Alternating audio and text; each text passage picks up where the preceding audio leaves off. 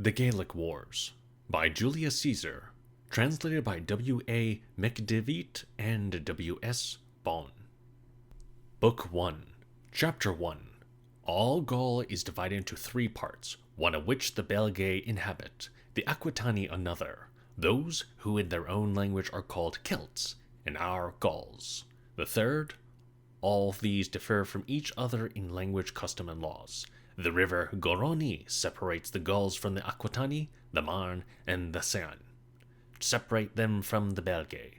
Of all these, the Belgae are the bravest, because they are furthest from the civilization and refinement of province, and merchants least frequently resort to them, and import those things which tend to effeminate the mind, and they are the nearest to the Germans, who dwell beyond the Rhine, with whom they are continually waging war, for which reason the Helvetii also surpass the rest of the Gauls in valor, as they contend with the Germans in almost daily battles, when they either repel them from their own territories, or themselves wage war on their frontiers.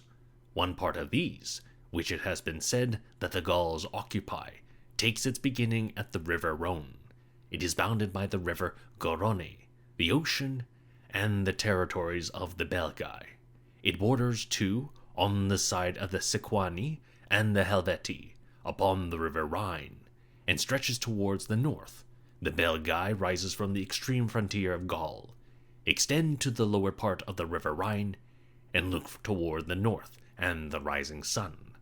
Aquitania extends from the river Garonne to the Pyrenean mountains, and to that part of the ocean which is near Spain.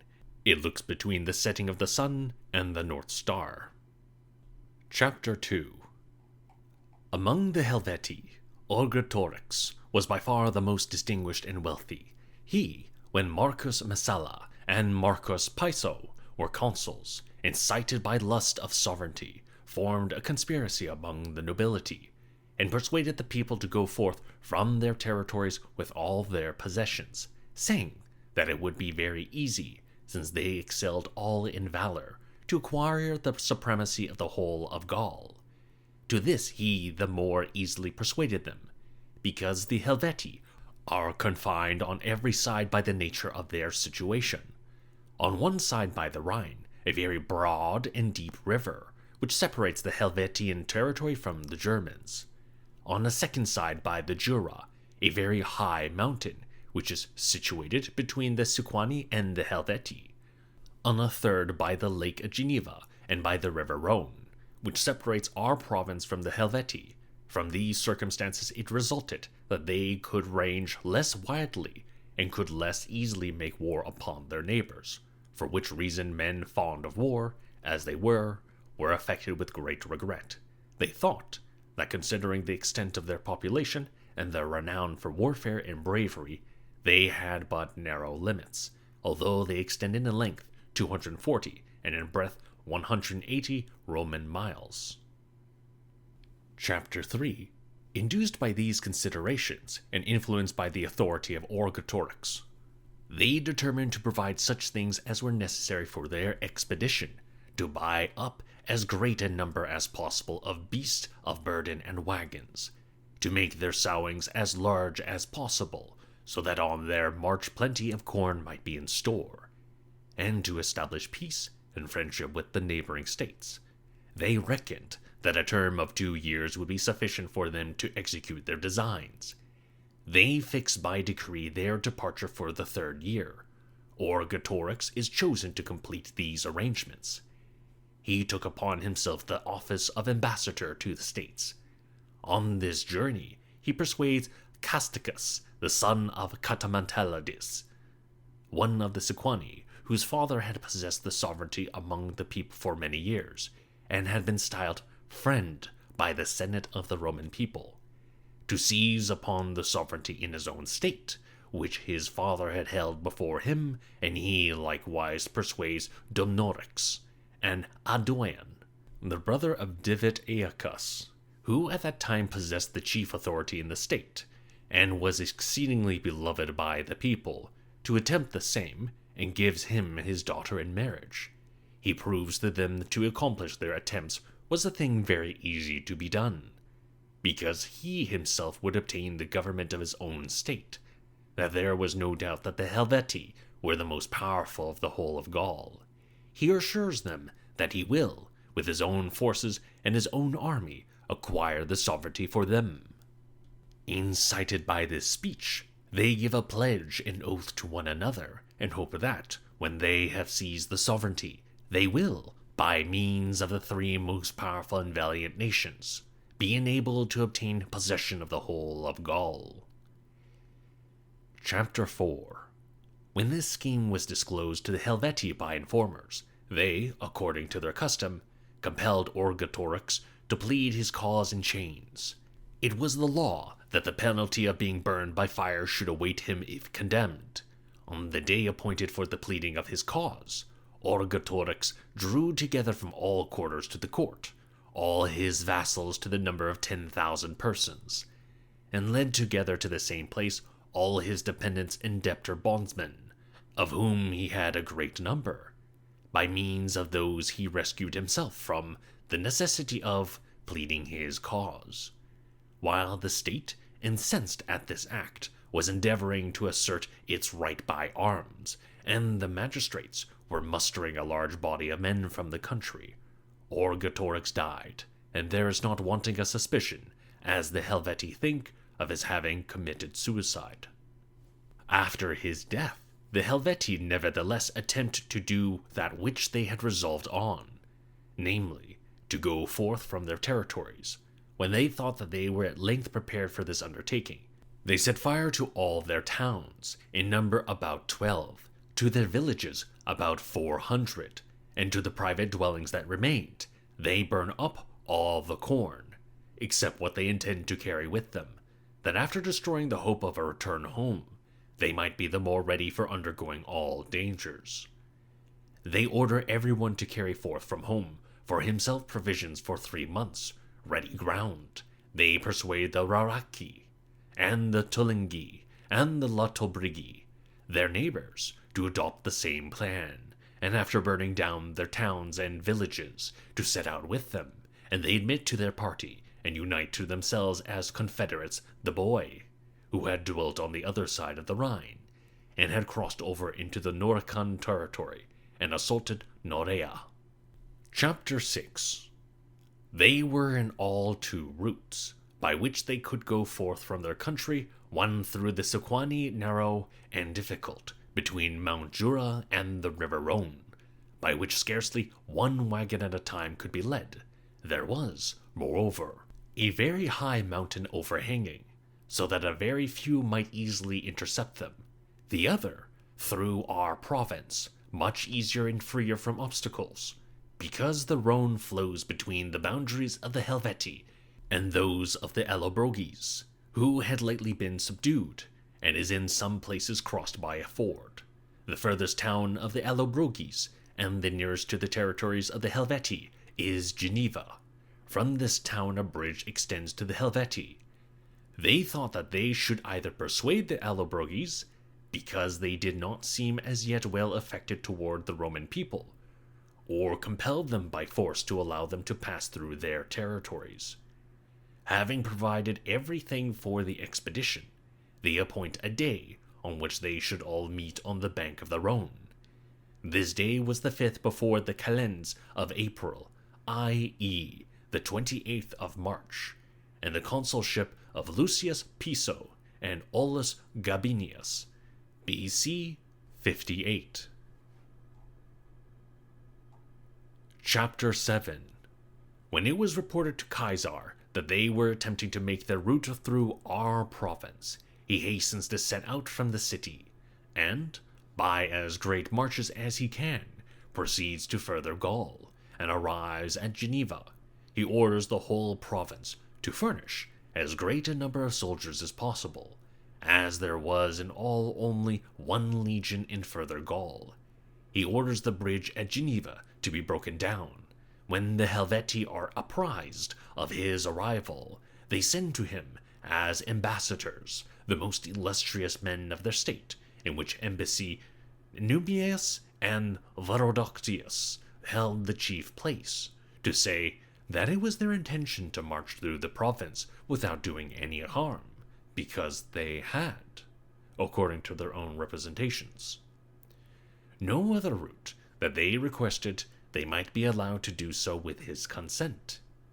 Caesar, inasmuch as he kept in remembrance that Lucius Cassius, the consul, had been slain, and his army routed and made to pass under the yoke by the Helvetii, did not think that their request ought to be granted, nor was he of opinion that men of hostile disposition, if an opportunity of marching through the province were given them, would abstain from outrage and mischief.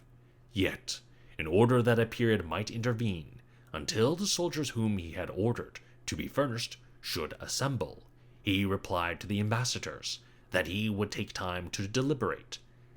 If they wanted anything, they might return on the day before the Ides of April, on April the 12th. Chapter 8. Meanwhile, with the legion which he had with him and the soldiers which had assembled from the province, he carries along for 19, Roman, not quite 18 English, miles a wall, to the height of 16 feet, and a trench, from the lake of Geneva, which flows into the river of Rhone, to Mount Jura, which separates the territories of the Sequani from those of the Helvetii. When that work was finished, he distributes garrisons, and closely fortifies redoubts, in order that he may the more easily intercept them, if they should attempt to cross over against his will, when the day which he had appointed with the ambassadors came, and they returned to him. He says that he cannot, consistently with the custom and precedent of the Roman people, grant any one a passage through the province, and he gives them to understand that, if they should attempt to use violence, he would oppose them. The Helvetii, disappointed in this hope, tried if they could force a passage, some by means of a bridge of boats and numerous rafts constructed for the purpose, others by the fords of the Rhone, where the depths of the river was least, sometimes by day, but more frequently by night, but being kept at bay by the strength of our works, and by the concourse of the soldiers, and by the missiles, they desisted from this attempt. Chapter 9. There was left one way, namely, though the Sequani, by which, on account of its narrowness, they could not pass without the consent of the Sequani, as they could not of themselves prevail on them, they send ambassadors to Denarius the Aeduan, that through his intercession they might obtain their request from the Sequani. Denarius, by his popularity and liberality, had great influence among the Sequani, and was friendly to the Helvetii, because out of that state he had married the daughter of Vercingetorix, and, incited by lust of sovereignty, was anxious for a revolution, and wished to have as many states as possible attached to him by his kindness towards them. He, therefore, undertakes the affair, and prevails upon the Sequani to allow the Helvetii to march through their territories, and arranges that they should give hostages to each other, the Sequani not to obstruct the Helvetii in their march, the Helvetii to pass without mischief and outrage. Chapter 10. It is again told Caesar that the Helvetii intended to march through the country of the Sequani and the Aedui into the territories of the Santones, which are not far distant from those boundaries of the Tolosates, which Tolosa Toulouse is a state in the province. If this took place, he saw that it would be intended with great danger to the province to have warlike men, enemies of the Roman people, bordering upon an open and very fertile tract of country. For these reasons he appointed Titus Labienus, his lieutenant, to the command of the fortification which he had made. He himself proceeds to Italy by forced marches, and there levies 2 legions, and leads out from winter quarters 3 which were wintering around Aquileia, and with these 5 legions marches rapidly by the nearest route across the Alps into further Gaul. Here the Centrones, and the Graecelli, and the Catarrhines, having taken possession of the higher parts, attempt to obstruct the army in their march. After having routed these in several battles, he arrives in the territories of the Volconti in the further province on the 7th day from Ocelum, which is the most remote town of the hither province. Thence he leads his army into the country of the Allobroges, and from the Allobroges to the Sigosiani. These people are the first beyond the province on the opposite sides of the Rhone. Chapter 11. The Helvetii had by this time led their forces over through the narrow defile and the territories of the Sequani, and had arrived at the territories of the Aedui, and were ravaging their lands. The Aedui, as they could not defend themselves and their possessions against them, send ambassadors to Caesar to ask assistance, pleading that they had at all times so well deserved of the Roman people, that their fields ought not to have been laid waste, their children carried off into slavery, their towns stormed, almost within sight of our army. At the same time the Ambari, the friends and kinsmen of the Aedui, apprised Caesar that it was not easy for them, now that their fields had been devastated, to ward off the violence of the enemy from their towns. The Allobroges, likewise, who had villages and possessions on the other side of the Rhone, betake themselves in flight to Caesar, and assure him that they had nothing remaining, except the soil of their land. Caesar, induced by these circumstances, decides that he ought not to wait until the Helvetii, after destroying all the property of his allies, should arrive among the Santones. Chapter 12. There is a river called the Sioni, which flows through the territories of the Aedui and the Sequani into the Rhone with such incredible slowness that it cannot be determined by the eye in which direction it flows. This the Helvetii were crossing by rafts and boats joined together, when Caesar was informed by spies that the Helvetii had already conveyed 3 parts of their forces across that river, but that the 4th part was left behind on this side of the Sioni. He set out from the camp with 3 legions during the 3rd watch, and came up with that division which had not yet crossed the river. Attacking them encumbered with baggage, and not expecting him, he cut to pieces a great part of them. The rest betook themselves to flight, and concealed themselves in the nearest woods. That canton, which was cut down, was called the Tiguani, for the whole Helvetian state is divided into 4 cantons. This single canton having left their country, within the recollection of our fathers, had slain Lucius Cassius, the consul, and had made his army pass under the yoke. Thus, whether by chance or by the design of the immortal gods, that part of the Helvetian state, which had brought a signal calamity upon the Roman people, was the first to pay the penalty. In this Caesar avenged not only the public, but also his own personal wrongs, because the Tiguani had slain Lucius Piso, the lieutenant of Cassius, the grandfather of Lucius Calpurnius Piso, his Caesar's father-in-law, in the same battle as Cassius himself. Chapter 13. This battle ended, that he might be able to come up with the remaining forces of the Helvetii. He procures a bridge to be made across the Sioni, and thus leads his army over. The Helvetii, confused by his sudden arrival, when they found that he had effected in one day what they themselves had with the utmost difficulty accomplished in 20, namely, the crossing of the river, send ambassadors to him, at the head of which embassy was Devico, who had been commander of the Helvetii in the war against Cassius.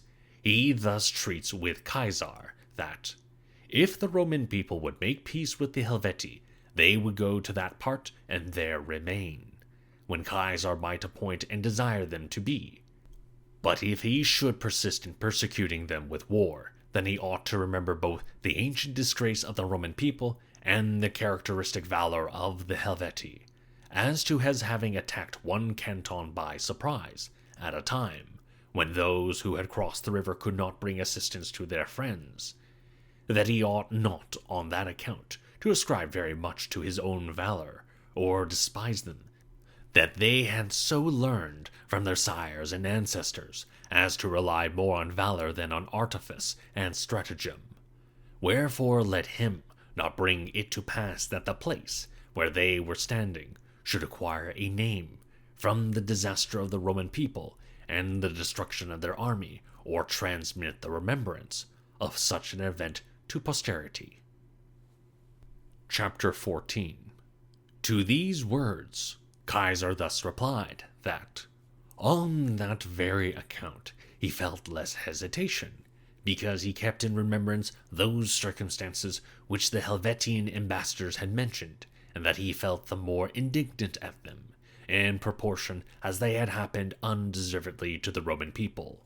For, if they had been conscious of having done any wrong, it would not have been difficult to be on their guard, but for that very reason had they been deceived, because neither were they aware that any offense had been given by them, on account of which they should be afraid, nor did they think that they ought to be afraid without cause. But even if he were willing to forget their former outrage, could he also lay aside the remembrance of the late wrongs, in that they had against his will attempted a route through the province by force, and that they had molested the Aedui, the Ambari, and the Allobroges? That as to their so insolently boasting of their victory, and as to their being astonished that they had so long committed their outrages with impunity. Both these things tended to the same point, for the immortal gods are wont to allow those persons whom they wish to punish for their guilt sometimes a greater prosperity and longer impunity, in order that they may suffer the more severely from a reverse of circumstances. Although these things are so, yet, if hostages were to be given him by them in order that he may be assured, these will do what they promise, and provided they will give satisfaction to the Aedui for their outrages, which they had committed against them and their allies. And likewise to the Allobroges, he, Caesar, will make peace with them. Divico replied that the Helvetii had been so trained by their ancestors that they were accustomed to receive, not to give hostages. Of that fact, the Roman people were witness. Having given this reply, he withdrew. Chapter 15. On the following day, they move their camp from that place. Caesar does the same, and sends forward all his cavalry, to the number of 4,000, which he had drawn together from all parts of the province, and from the Aedui and their allies, to observe toward what parts of the enemy are directing their march. These, having too eagerly pursued the enemy's rear, come to a battle with the cavalry of the Helvetii in a disadvantageous place, and a few of our men fell. The Helvetii, elated with this battle, because they had with 500 horse repulsed so large a body of horse, began to face us more boldly, sometimes too from their rear to provoke our men by an attack. Caesar, however, restrained his men from battle, deeming it sufficient for the present to prevent the enemy from rapine, forage, and depredation. They marched for about 15 days in such a manner that there was not more than 5 or 6 miles between the enemy's rear and our vanguard. Chapter 16. Meanwhile, Caesar kept daily importuning the Aedui for the corn which they had promised in the name of their state, for, in consequence of the coldness, Gaul being, as before said, situated towards the north, not only was the corn in the field not ripe, but there was not in store a sufficiently large quantity even of fodder. Besides, he was unable to use the corn which he had conveyed in ships up the river Saone, because the Helvetii, from whom he was unwilling to retire, had diverted their march from the Saone. The Aedui kept deferring from day to day, and saying that it was being collected, brought in, on the road. When he saw that he was put off too long, and that the day was close at hand on which he ought to serve out the corn to his soldiers, having called together their chiefs, of whom he had a great number in his camp, among them Deveticus and Liscus, who who was invested with the chief magistracy, whom the Audoi style the Vergobretas, and who is elected annually and has power of life over death over his countrymen. He severely reprimands them, because he is not assisted by them on so urgent an occasion, when the enemy were so close at hand, and when corn could neither be brought nor taken from the fields, particularly as, in a great measure urged by their prayers, he had undertaken the war, much more bitterly. Therefore does he complain of his being forsaken. Chapter 17. Then at length Lycus, moved by Caesar's speech, discloses what he had hitherto kept secret, that there are some of whose influences with the people is very great, who, though private men, have more power than the magistrates themselves, that these by seditions and violent language are deterring the populace from contributing the corn which they ought to supply, by telling them that, if they cannot any longer retain the supremacy of Gaul, it were better to submit to the government of Gauls than of Romans. Nor ought they to doubt that, if the Romans should overpower the Helvetii, they would wrest their freedom from the Audoi together with the remainder of Gaul. By these very men, said he, are our plans, and whatever is done in the camp, disclosed to the enemy, that they could not be restrained by him. Nay, more, he was well aware that though compelled by necessity, he had disclosed the matter to Caesar, at how great a risk he had done it, and for that reason he had been silent as long as he could. Chapter 18.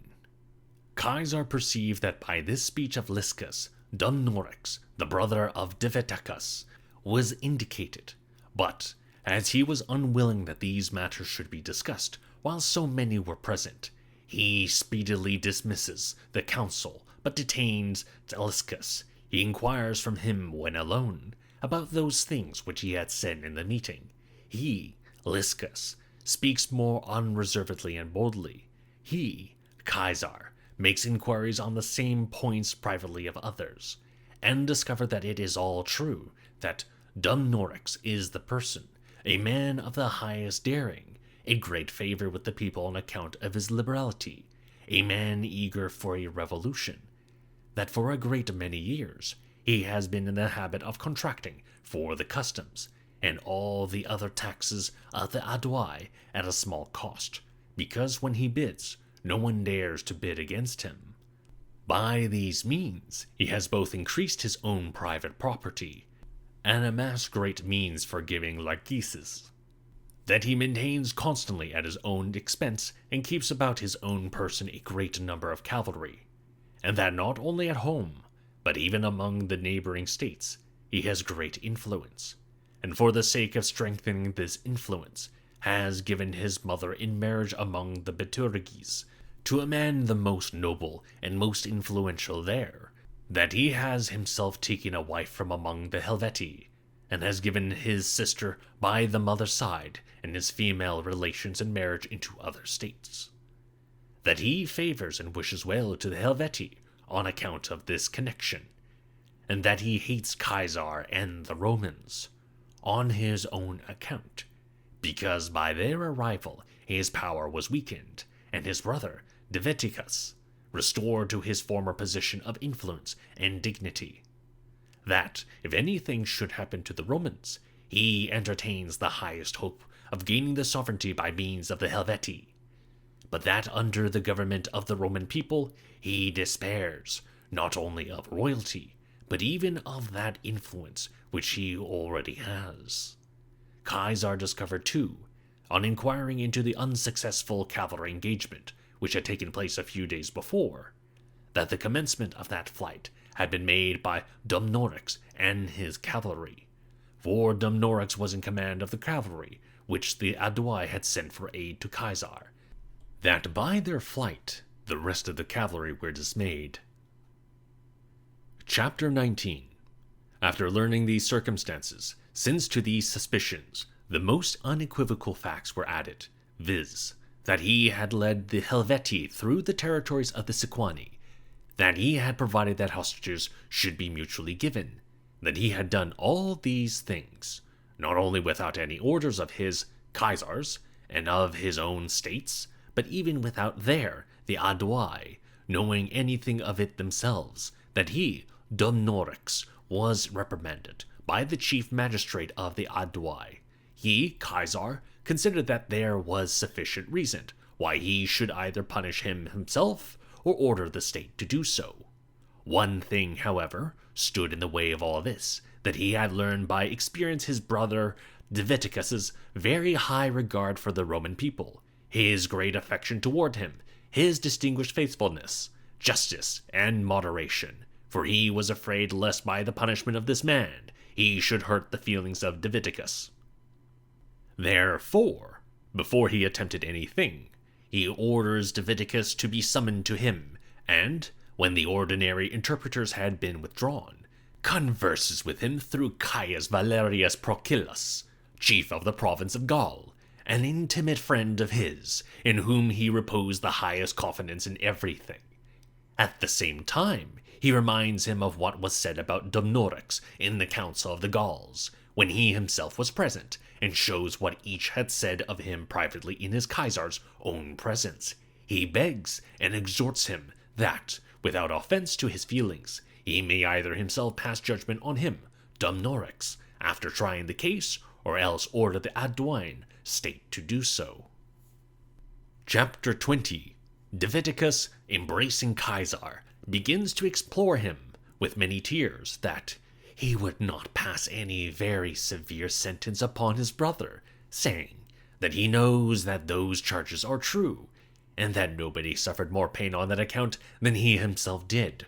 For when he himself could effect a very great deal by his influence at home, and in the rest of Gaul, and he, Denarius, very little on account of his youth, the latter had become powerful through his means, which power and strength he used not only to the lessening of his Helveticus' popularity, but almost to his ruin, that he, however, was influenced both by fraternal affection and by public opinion.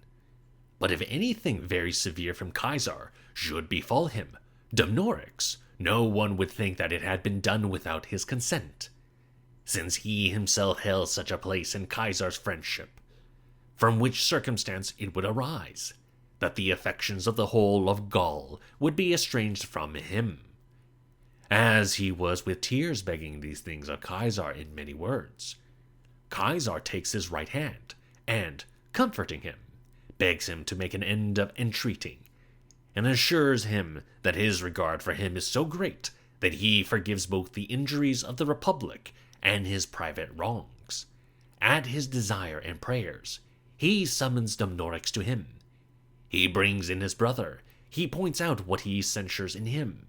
He lays before him what he of himself perceives, and what the state complains of. He warns him for the future to avoid all grounds of suspicion. He says that he pardons the past for the sake of his brother, Helveticus. He sets spies over Denarius that he may be able to know what he does and with whom he communicates. Chapter 21. Being on the same day informed by his scouts that the enemy had encamped at the foot of a mountain 8 miles from his own camp, he sent persons to ascertain what the nature of the mountain was, and of what kind the ascent on every side. Word was brought back that it was easy. During the third watch he orders Titus Labienus, his lieutenant with praetorian powers, to ascend to the highest ridge of the mountain with 2 legions, and with those as guides who had examined the road. He explains what his plan is. He himself, during the 4th watch, hastens to them by the same route by which the enemy had gone, and sends on all the cavalry before him. Publius Considius, who was reputed to be very experienced in military affairs, and had been in the army of Lucius Sulla, and afterwards in that of Marcus Crassus, is sent forward with the scouts. Chapter 22. At daybreak, when the summit of the mountain was in the possession of Titus Labienus, and he himself was not further off than 1.5 miles from the enemy's camp, nor, as he afterward ascertained from the captives, had either his arrival or that of Labienus been discovered, Considius, with his horse at full gallop, comes up to him, says that the mountain which he, Caesar, which should be seized by Labienus, is in possession of the enemy, that he has discovered this by the Gallic arms and ensigns. Caesar leads off his forces to the next hill, and draws them up in battle order. Labienus, as he had been ordered by Caesar, not to come to an engagement unless Caesar's own forces were seen near the enemy's camp, that the attack upon the enemy might be made on every side at the same time, was, after having taken possession of the mountain, waiting for our men, and refraining from battle. When, at length, the day was far advanced, Caesar learned through spies that the mountain was in possession of his own men, and that the Helvetii had moved their camp, and that Considius, struck with fear, had reported to him, as seen, that which he had not seen. On that day he follows the enemy at his usual distance, and pitches his camp 3 miles from theirs. Chapter 23. The next day, as there remained in all only 2 days' space to the time when he must serve out the corn to his army, and as he was not more than 18 miles from Bibracte, by far the largest and best stored town of the Aedui, he thought that he ought to provide for a supply of corn, and diverted his march from the Helvetii, and advanced rapidly to the Bibracte. This circumstance is reported to the enemy by some deserters from Lucius Aemilius, a captain of the Gallic horse. The Helvetii, either because they thought that the Romans, struck with terror, were retreating from them, the more so as the day before, though they had seized on the higher grounds, they had not joined battle, or because they flattered themselves that they might be cut off from the provisions, altering their plan and changing their route, began to pursue and to annoy our men in the rear. Chapter 24. Caesar, when he observed this, draws off his forces to the next hill, and sent the cavalry to sustain the attack of the enemy.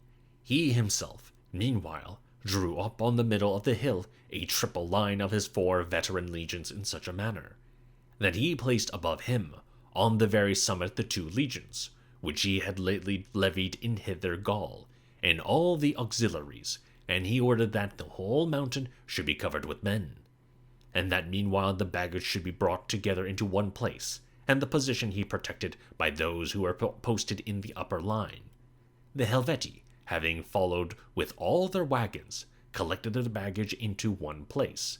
They themselves, after having repulsed our cavalry and formed a phalanx, advanced up to our front line in very close order. Chapter 25. Caesar, having removed out of sight first his own horse, then those of all, that he might make the danger of all equal, and do away with the hope of flight, after encouraging his men, joined battle. His soldiers, hurling their javelins from the higher ground, easily broke the enemy's phalanx. That being dispersed, they made a charge on them with drawn swords. It was a great hindrance to the Gauls in fighting, that, when several of their bucklers had been won by one stroke of the Roman javelins, pierced through and pinned fast together, as the point of the iron had bent itself, they could neither pluck it out, nor, with their left hand entangled, fight with sufficient ease, so that many, after having long tossed their arm about, chose rather to cast away the buckler from their hand, and to fight with their person unprotected. At length, worn out with wounds, they began to give way, and, as there was in the neighborhood a mountain about a mile off, to betake themselves thither.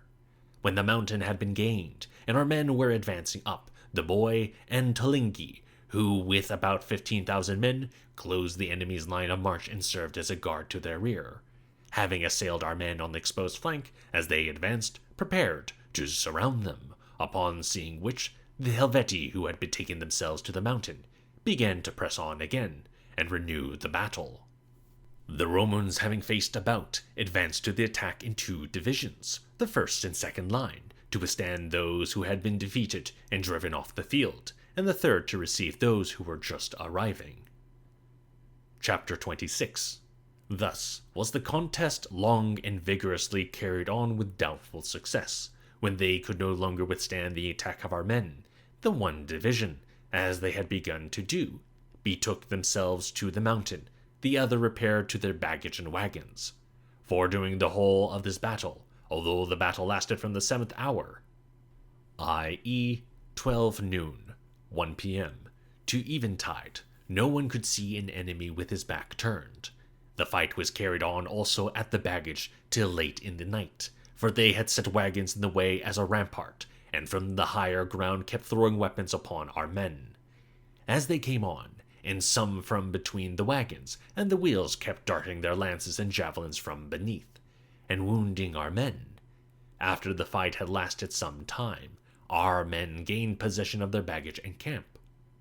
There the daughter and one of the sons of Vercingetorix was taken.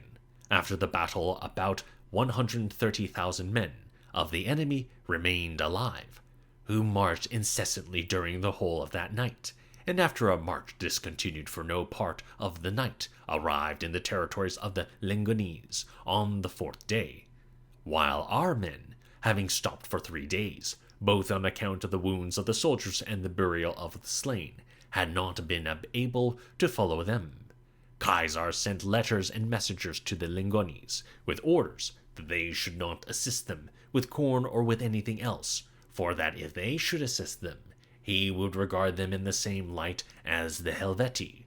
After the 3 days' interval, he began to follow them himself with all his forces. Chapter 27. The Helvetii, compelled by the want of everything, sent ambassadors to him about a surrender. When these had met him on the way, and had thrown themselves at his feet, and speaking in suppliant tone, had with tears sued for peace, and, when he had ordered them to await his arrival, in the place where they then were, they obeyed his commands. When Caesar arrived at that place, he demanded hostages, their arms, and the slaves who had deserted to them. While those things are being sought for and got together, after a night's interval, about 6,000 men of that canton, which is called the Vercingetorix, whether terrified by fear, lest after delivering up their arms, they should suffer punishment, or else induced by the hope of safety, because they supposed that, amid so vast a multitude of those who had surrendered themselves, their flight might either be concealed or entirely overlooked, having at nightfall departed out of the camp of the Helvetii, hastened to the Rhine and the territories of the Germans. Chapter 28. But when Caesar discovered this, he commanded those through whose territories they had gone to seek them out and to bring them back again, if they meant to be acquitted before him, and consider them, when brought back, in the light of enemies. He admitted all the rest to a surrender. Upon their delivering up the hostages, arms, and deserters, he ordered the Helvetii, the Tulingi, and the Latobrigi to return to their territories from which they had come, and as there was at home nothing whereby they might support their hunger, all the productions of the earth having been destroyed, he commanded the Allobrogis to let them have a plentiful supply of corn, and ordered them to rebuild the towns and villages which they had burned. This he did, chiefly on this account, because he was unwilling that the country, from which the Helvetii had departed, should be untenanted, lest the Germans, who dwell on the other side of the Rhine, should, on account of the excellence of the lands, cross over from their own territories into those of the Helvetii, and become borders upon the province of Gaul and the Allobrogis. He granted the petition of the Aedui that they might settle the boy in their own, i.e., in the Aeduian territories, as these were known to be of distinguished valor, to whom they gave lands, and whom they afterwards admitted to the same state of rights and freedom as themselves. Chapter 29. In the camp of the Helvetii, lists were found, drawn up in Greek characters, and were brought to Caesar, in which an estimate had been drawn up, name by name, of the number which had gone forth from their country, of those who were able to bear arms, and likewise the boys, the old men, and the women, separately. Of all of which items the total was, of the Helvetii, 263,000 of the Tulingi, 36,000 of the Latobrigi, 14,000 of the Rokraki, 23,000 of the boy, 32,000. The sum of all amounted to 368,000, Out of these, such as could bear arms amounted to about 92,000. When the census of those who returned home was taken, as Caesar had commanded, the number was found to be 110,000. Chapter 30.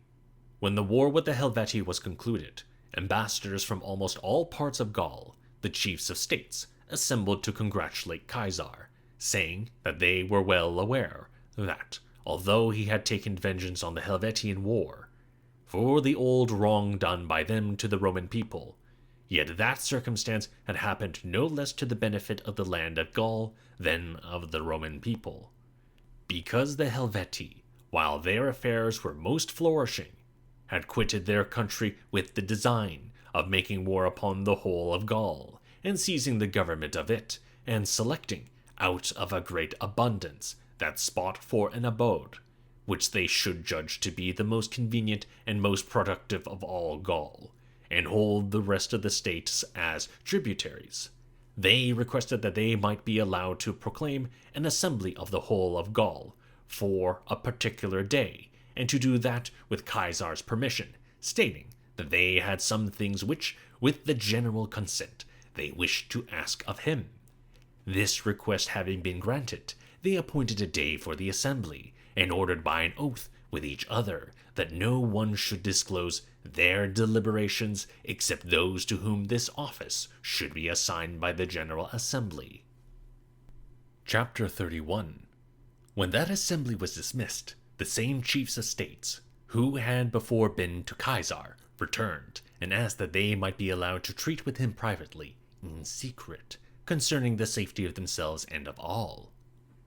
That request having been obtained, they all threw themselves in tears at Caesar's feet, saying that they no less begged and earnestly desired that what they might say should not be disclosed, than that they might obtain those things which they wished for, inasmuch as they saw that, if a disclosure was made, they should be put to the greatest tortures. For these Davidicus the Aduine spoke and told him that there were two parties in the whole of Gaul, that the Aedui stood at the head of one of these, the Arverni of the other.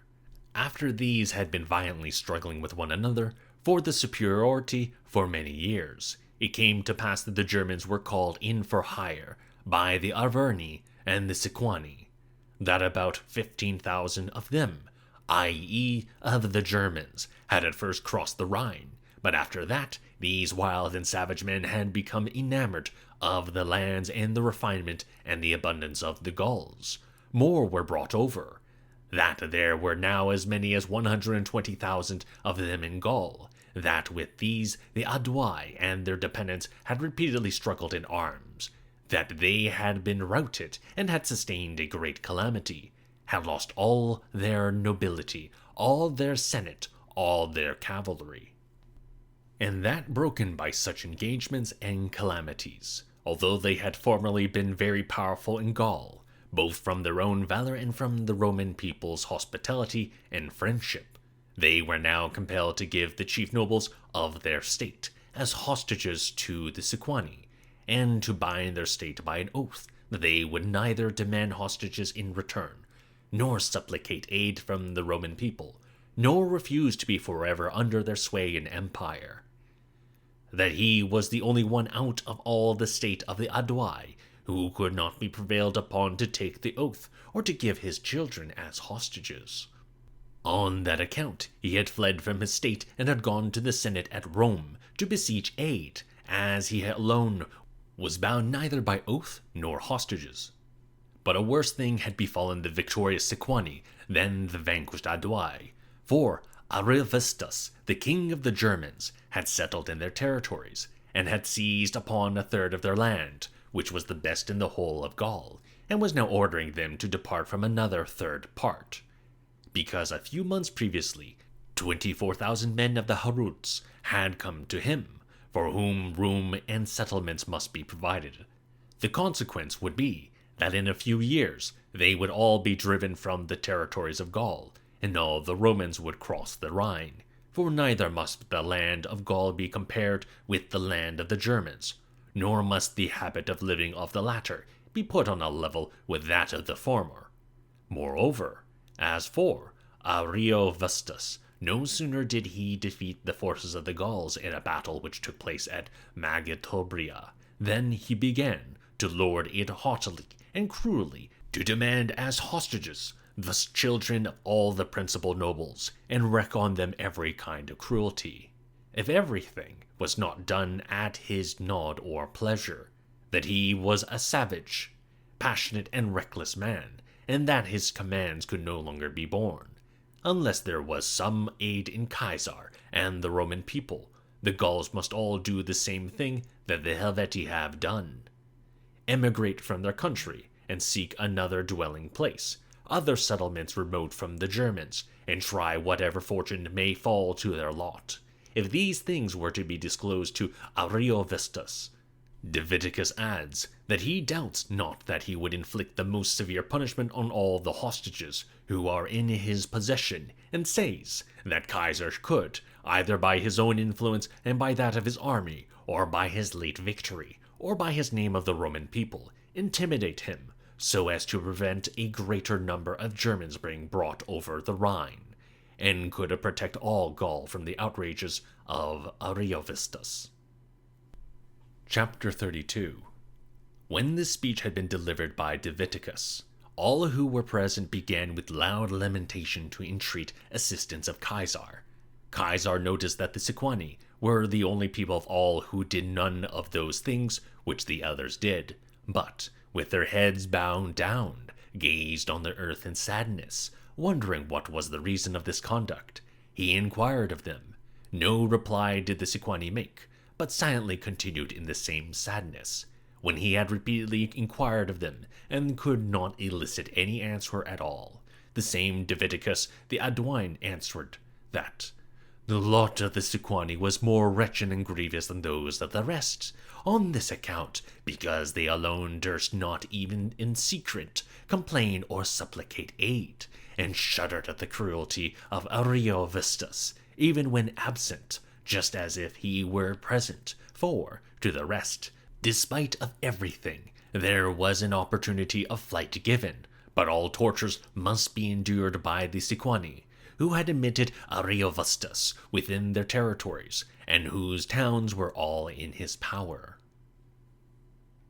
Chapter 33.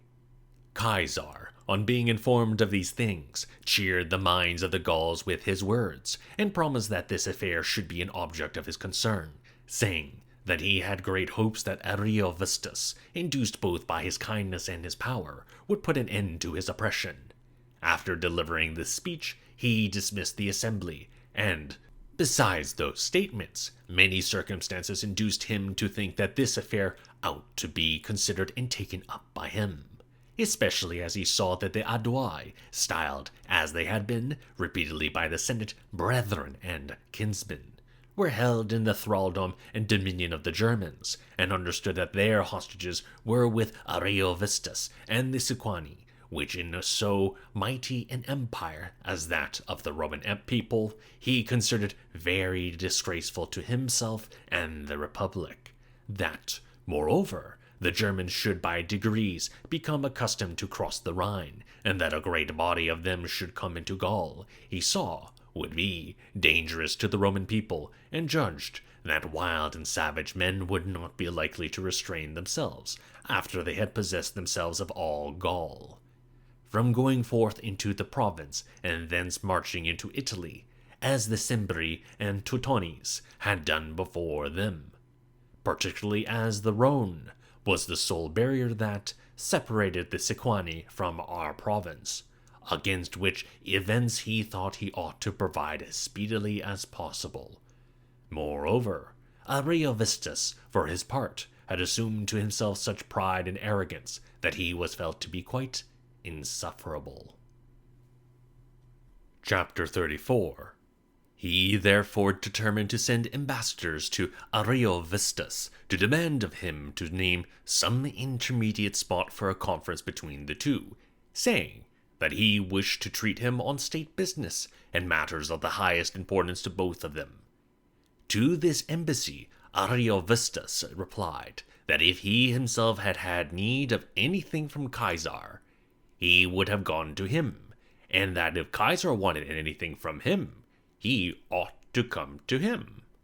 That, besides, neither dare he go without an army into those parts of Gaul which Caesar had possession of, nor could he, without great expense and trouble, draw his army together to one place, that to him, moreover, it appeared strange what business either Caesar or the Roman people at all had in his own Gaul, which he had conquered in war.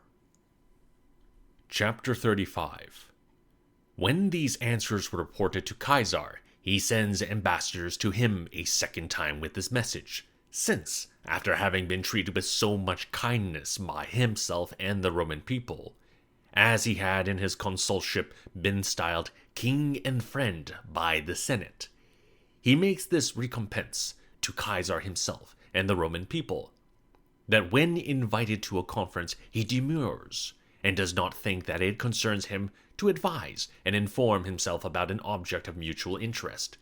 These are the things which he requires of him. First, that he do not in any more bring over any body of men across the Rhine into Gaul.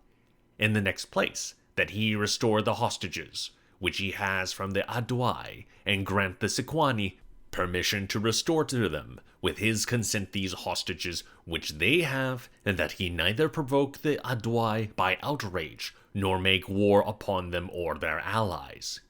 If he would accordingly do this, Caesar says that he himself and the Roman people will entertain a perpetual feeling of favor and friendship toward him.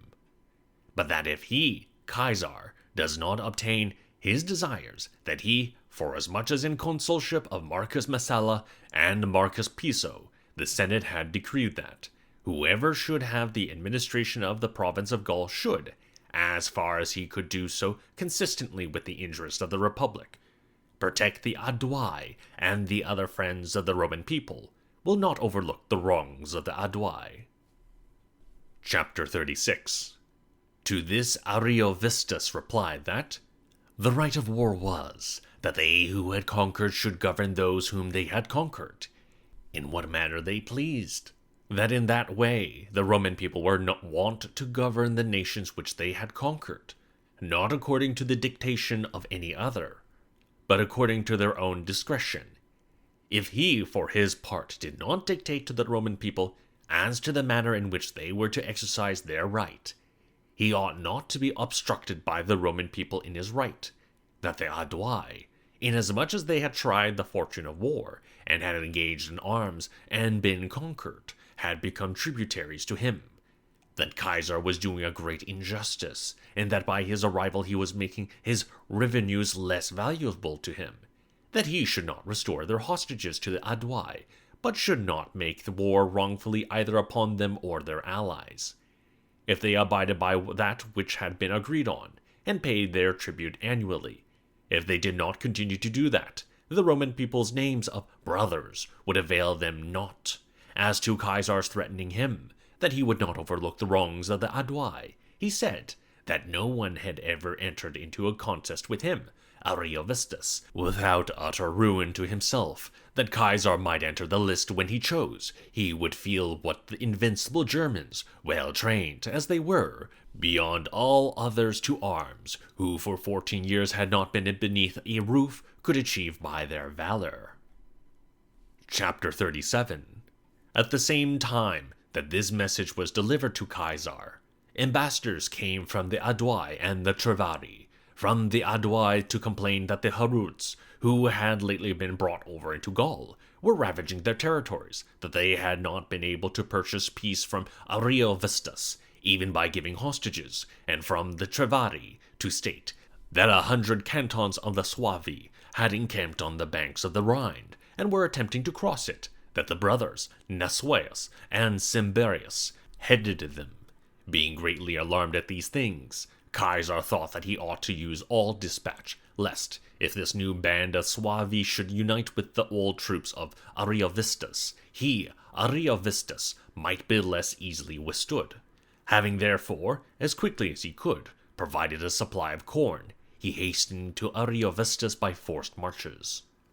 Chapter 38. When he had proceeded 3 days' journey, word was brought to him that Ario was hastening with all his forces to seize on Vercingetorix, which is the largest town of the Sequani, and had advanced 3 days' journey from its territories. Caesar thought that he ought to take the greatest precautions lest this should happen, for there was in that town a most ample supply of everything which was serviceable for war, and so fortified was it by the nature of the ground, as to afford a great facility for protracting the war, inasmuch as the river Doubs almost surrounds the whole town, as though it were traced around it with a pair of compasses. A mountain of great height shuts in the remaining space, which is not more than 600 feet, where the river leaves a gap, in such a manner that the roots of the mountain extend to the river's banks on either side. A wall thrown around it makes a citadel of this mountain, and connects it with the town. Hither Caesar hastens by forced marches by night and day, and, after having seized the town, stations a garrison there. Chapter 39. While he is tarrying a few days at Vercingetorix on account of corn and provisions, from the inquiries of our men and the reports of the Gauls and traders, who asserted that the Germans were men of huge stature, of incredible valor, and practice in arms, that oftentimes they, on encountering them, could not bear even their countenance. In the fierceness of their eyes, so great a panic on a sudden seized the whole army, as to discompose the minds and spirits of all in no slight degree. The first arose from the tribunes of the soldiers, the prefects and the rest, who, having followed Caesar from the city of Rome from motives of friendship, had no great experience in military affairs, and alleging, some of them one reason, some another, which they said made it necessary for them to depart, they requested that by his consent they might be allowed to withdraw. Some, influenced by shame, stayed behind in order that they might avoid the suspicion of cowardice. These could neither compose their countenance nor even sometimes check their tears, but hidden in their tents, either bewailed their fate or deplored with their comrades the general danger. Wills were sealed universally throughout the whole camp, by the expression cowardice of these men, even those who possessed great experience in the camp, both soldiers and centurions, and those, the decurions, who were in command of the cavalry, were gradually disconcerted. Such of them as wished to be considered less alarmed said that they did not dread the enemy, but feared the narrowness of the roads and the vastness of the force which lay between them and Ario, or else that the supplies could not be brought up readily enough. Some even declared to Caesar that when he gave orders for the camp to be moved and the troops to advance, the soldiers would not be obedient to the command, nor advance in consequence of their fear. Chapter 40. When Caesar observed these things, having called a council and summoned to it the centurions of all the companies, he severely reprimanded them, particularly for supposing that it belonged to them to inquire or conjecture, either in what direction they were marching, or with what object, that Ario, during his Caesar's consulship, had most anxiously sought after the friendship of the Roman people. Why should any one judge that he would so rashly depart from his duty? He, for his part, was persuaded that, when his demands were known and the fairness of the terms considered, he would reject neither his nor the Roman people's favor. But even if, driven on by rage and madness, he should make war upon them, what after all were they afraid of? Or why should they despair either of their own valor or of his zeal? Of that enemy a trial had been made within our father's recollection, when, on the defeat of the Cimbri and Teutones by Caius Marius, the army was regarded as having deserved no less praise from their commander himself. It had been made lately, too, in Italy, during the rebellion of the slaves, whom, however, the experience and training which they had received from us assisted in some respect, from which a judgment might be formed of the advantages which resolution carries with it, inasmuch as those whom for some time they had groundlessly dreaded when unarmed, they had afterward vanquished, when well armed and flushed with success. In short, that these were the same men whom the Helvetii, in frequent encounters, not only in their own territories, but also in theirs, the German, have generally vanquished, and yet cannot have been a match for our army. If the unsuccessful battle in flight of the Gauls disquieted any, these, if they made inquiries, might discover that, when the Gauls had been tired out by the long duration of the war, Ario, after he had many months kept himself in his camp and in the marshes, and had given no opportunity for an engagement, fell suddenly upon them, by this time despairing of a battle and scattered in all directions, and was victorious more through stratagem and cunning than valor.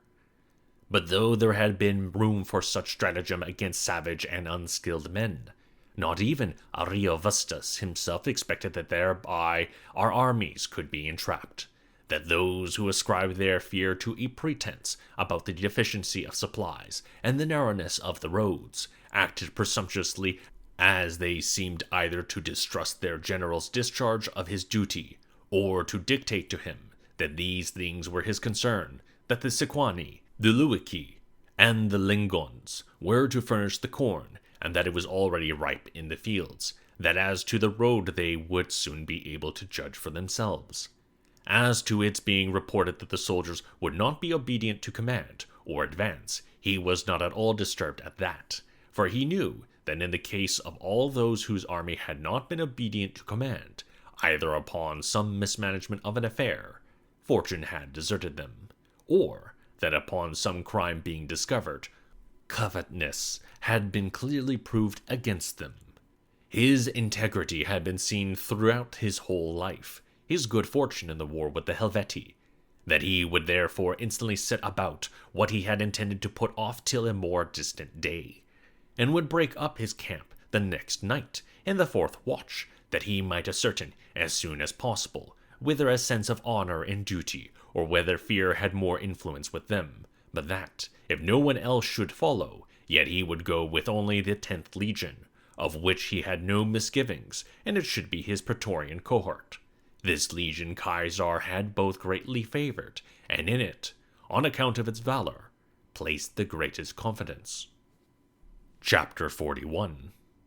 Upon the delivery of this speech, the minds of all were changed in a surprising manner, and the highest ardor and eagerness for prosecuting the war were engendered, and the 10th Legion was the first to return thanks to him, through their military tribunes, for his having expressed this most favorable opinion of them, and assured him that they were quite ready to prosecute the war. Then the other legions endeavored, through their military tribunes and the centurions of the principal companies, to excuse themselves to Caesar, saying that they had never either doubted or feared, or supposed that the determination of the conduct of the war was theirs, and not their general's, having accepted their excuse, and having had the road carefully reconnoitered by Deviticus, because in him, of all others, he had the greatest faith. He found that by a circuitous route of more than 50 miles, he might lead his army through open parts. He then set out in the fourth watch, as he had said he would. On the 7th day, as he did not discontinue his march, he was informed by scouts that the forces of Ariovistus were only 24 miles distant from ours. Chapter 42.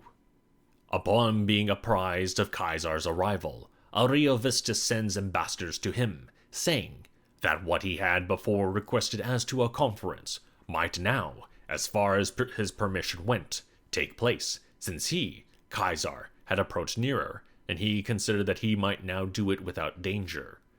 Caesar did not reject the proposal and began to think that he was now returning to a rational state of mind, as he spontaneously proffered that which he had previously refused to him when requesting it, and was in great hopes that, in consideration of his own and the Roman people's great favors towards him, the issue would be that he would desist from his obstinacy upon his demands being made known. The 5th day after that was appointed as the day of conference.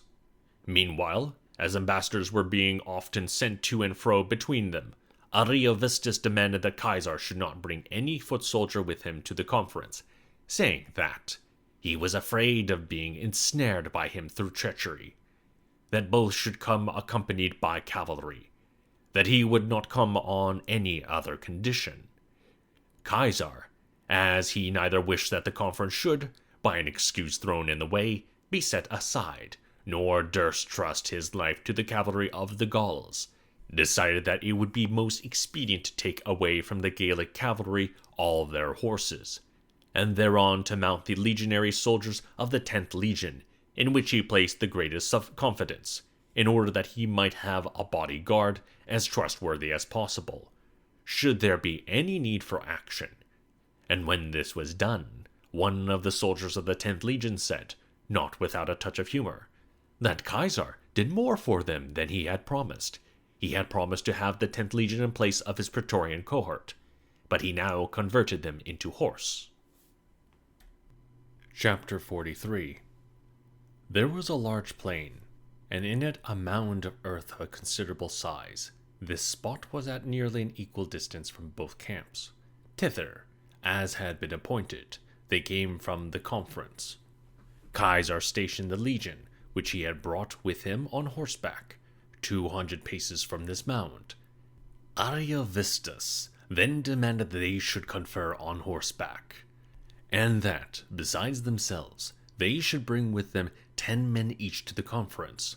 When they were come to the place, Caesar, in the opening of his speech, detailed his own and the Senate's favors towards him, Ario and that he had been styled king, and that he had been styled friend by the Senate, and that very considerable presents had been sent him, which circumstance he informed him had both fallen to the lot of a few, and had usually been bestowed in consideration of important personal services, that he, although he had neither an introduction nor a just ground for the request, had obtained these honors through the kindness and munificence of himself, Caesar, and the Senate. He informed him, too, how old and how just were the grounds of connection that existed between themselves, the Romans and the Aedui, what decrees of the Senate had been passed in their favor, and how frequent and how honorable, how from time immemorial the Aedui had held the supremacy of the whole of Gaul. Even, said Caesar, before they had sought our friendship, that it was the custom of the Roman people to desire not only that its allies and friends should lose none of their property, but be advanced in influence, dignity, and honor. Who then could endure that what they had brought with them to the friendship of the Roman people should be torn from them? He then made the same demands which he had commissioned the ambassadors to make, that Ariovistus should not make war either upon the Aedui or their allies, that he should restore the hostages, that if he could not send back to their country any part of the Germans, he should at all events suffer none of them any more to cross the Rhine. Chapter 44.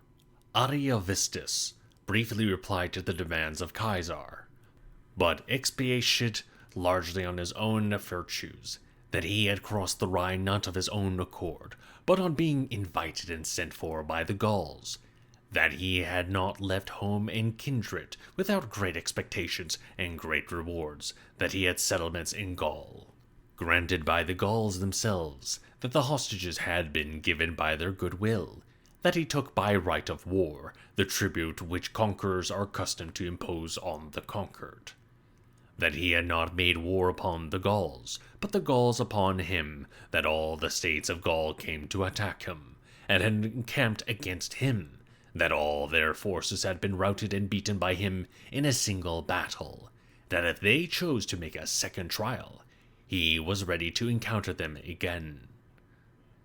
But if they chose to enjoy peace, it was unfair to refuse the tribute, which, of their own free will, they had paid up to that time, that the friendship of the Roman people ought to prove to him an ornament and a safeguard, not a detriment, and that he sought it with that expectation. But if through the Roman people the tribute was to be discontinued, and those who surrendered to be seduced from him, he would renounce the friendship of the Roman people no less heartily than he had sought it. As to his leading over a host of Germans into Gaul, that he was doing this with a view of securing himself, not of assaulting Gaul, that there was evidence of this, and that he did not come without being invited, and in that he did not make war, but merely warded it off. That he had come into Gaul before the Roman people. That never before this time did a Roman army go beyond the frontiers of the province of Gaul. What, said he, does Caesar desire? Why come into his Ariovistus domains, that this was his province of Gaul, just as that is ours, as it ought not to be pardoned in him, if he were to make an attack upon our territories, so, likewise, that we were unjust to obstruct him in his prerogative. As for Caesar saying that the Aedui had been styled brethren by the Senate, he was not so uncivilized nor so ignorant of affairs as not to know that the Aedui, in the very last war with the Allobroges, had neither rendered assistance to the Romans nor received any from the Roman people in the struggles which the Aedui had been maintaining with him and with the Sequani. He must feel suspicious that Caesar, though feigning friendship as the reason for his keeping an army in Gaul, was keeping it with the view of crushing him, and that unless he depart and withdraw his army from these parts, he shall regard him not as a friend, but as a foe, and that, even if he should put him to death, he should do what would please many of the nobles and leading men of the Roman people. He had assurance of that from themselves, through their messengers, and could purchase the favor and the friendship of them all by his Caesar's death.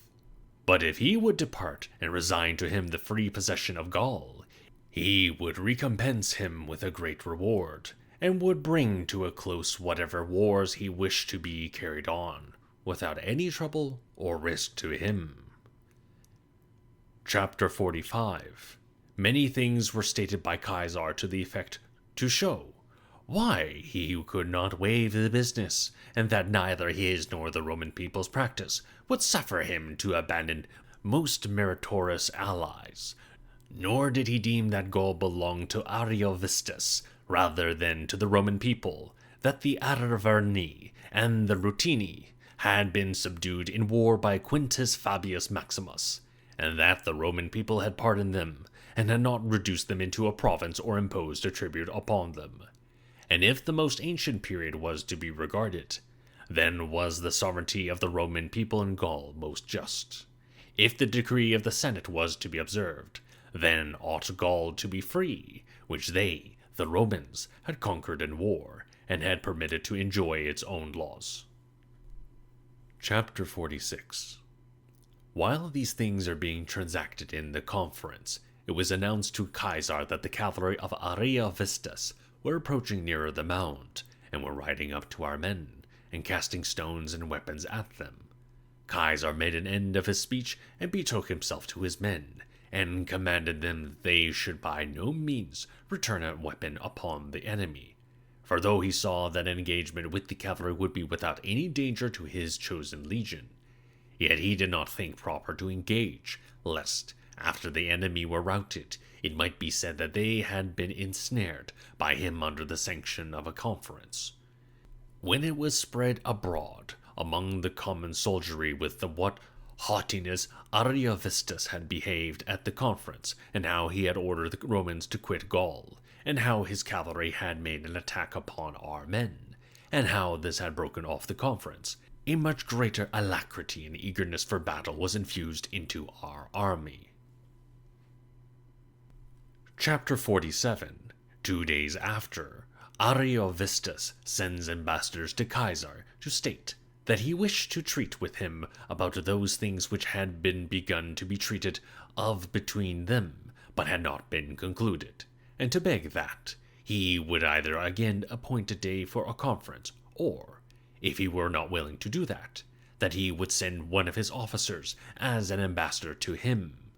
There did not appear to Caesar any good reason for holding a conference, and the more so as the day before the Germans could not be restrained from casting weapons at our men.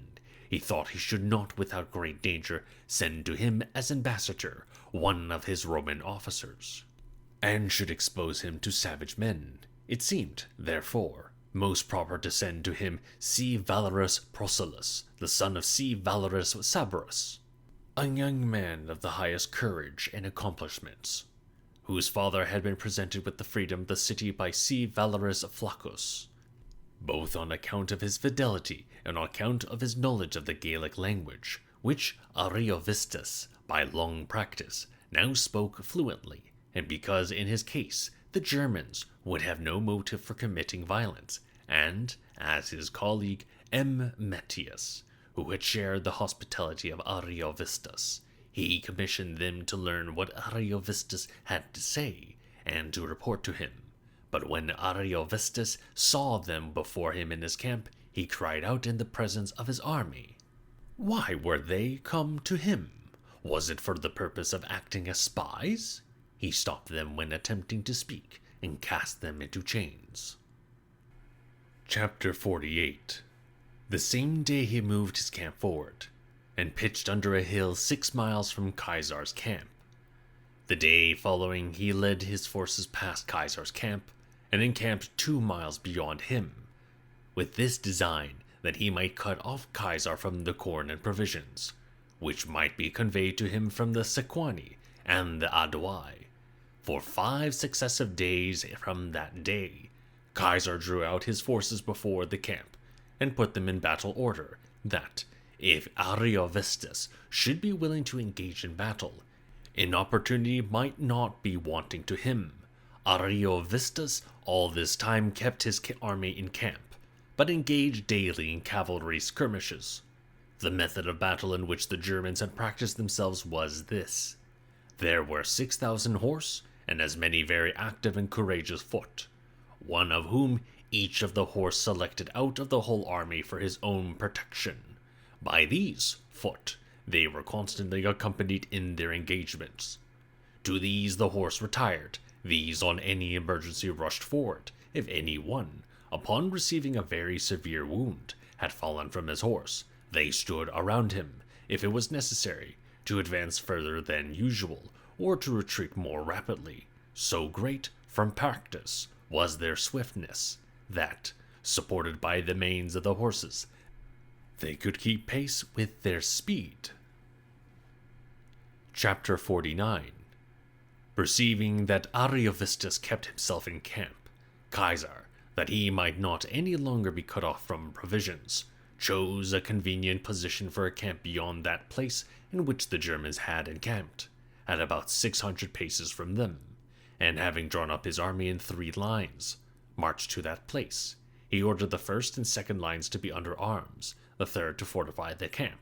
This place was distant from the enemy about 600 paces. As has been stated, thither Ariovistus sent light troops, about 16,000 men in number, with all his cavalry, which forces were to intimidate our men and hinder them in their fortification.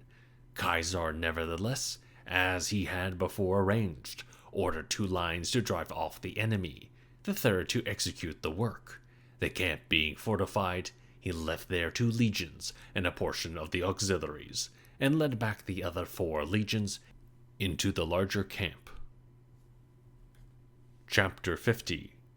The next day, according to his custom, Caesar led out his forces from both camps, and having advanced a little from the larger one, drew up his line of battle, and gave the enemy an opportunity of fighting. When he found that they did not even then come out from their entrenchments, he led back his army into camp about noon. Then, at last, Ariovistus sent part of his forces to attack the lesser camp. The battle was vigorously maintained on both sides till the evening. At sunset, after many wounds had been inflicted and received, Ariovistus led back his forces into camp. When Caesar inquired of his prisoners, wherefore Ariovistus did not come to an engagement, he discovered this to be the reason, that among the Germans it was the custom for their matrons to pronounce from lots and divination, whether it were expedient that the battle should be engaged in or not. That they had said, that it was not the will of heaven that the Germans should conquer, if they engaged in battle before the new moon. Chapter 51. The day following, Caesar left what seemed sufficient as a guard for both camps, and then drew up all the auxiliaries in sight of the enemy, before the lesser camp, because he was not very powerful in the number of legionary soldiers, considering the number of the enemy, that, thereby, he might make use of his auxiliaries for appearance. He himself, having drawn up his army in 3 lines, advanced to the camp of the enemy. Then at last of necessity, the Germans drew their forces out of camp, and disposed them canton by canton, in equal distances, the Haruts, Macromani, Treboci, Vangiones, Nemetes, Sadduci, Sueve, and surrounded their whole army with their chariots and wagons, that no hope might be left in flight. On these they placed their women, who, with dishevelled hairs and in tears, entreated the soldiers, as they went forward to battle, not to deliver them into slavery to the Romans. Chapter 52.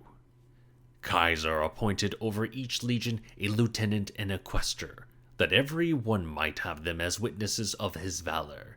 He himself began the battle at the head of the right wing, because he had observed that part of the enemy to be the least strong. Accordingly our men, upon the signal being given, vigorously made an attack upon the enemy, and the enemy so suddenly and rapidly rushed forward that there was no time for casting the javelins at them. Throwing aside, therefore, their javelins, they fought with swords hand to hand, but the Germans, according to their custom, rapidly forming.